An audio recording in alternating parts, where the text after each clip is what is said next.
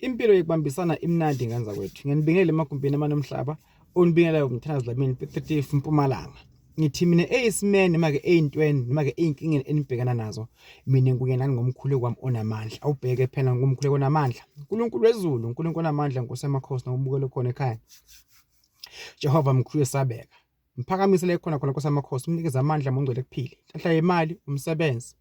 Phambi indlozi lakhe isithunywa kunokuphila empilweni yakhe kusomabhadi nesicitho nemashwa akumkhomba indlela yokuphila Nkosi yamakhosi abakubo bamvakashele bamkhanyisele egameni lakho zephakade amen.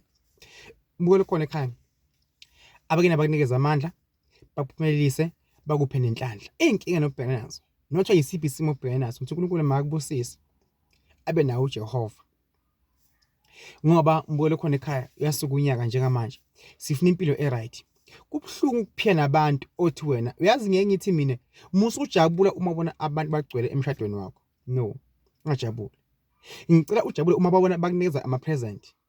But ekhathini esiningi ngijabula uma ngabe usenkingeni ushonelwe noma ugula noma uthola ingozi emoto or kune breakdown ngophi whatever la ukhona khona. Beze abantu babe baningi bazokubackup kushona ukuthi abantu bayaphila nawe, abantu bakuyinawe. Emshadweni kaningi ngenza bezele ukudla kwakho uzezobula umshado nje kuphela. So phila nabantu uzothi nosenkingeni bakubackup ngasonke isikhathi.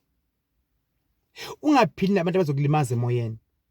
Kuneyinkinga obhekane nazo athi omunye hayi nobani lokuyamenzalela khohla lento leyo. No. Phila umuntu uzothi uzondlula bekumeya phansi akucale ngawe futhi akugcine ngawe akusiwe na wedwana. So ngithi kini babona bakhona emakhaya masiphile masiphilisane masibambisane.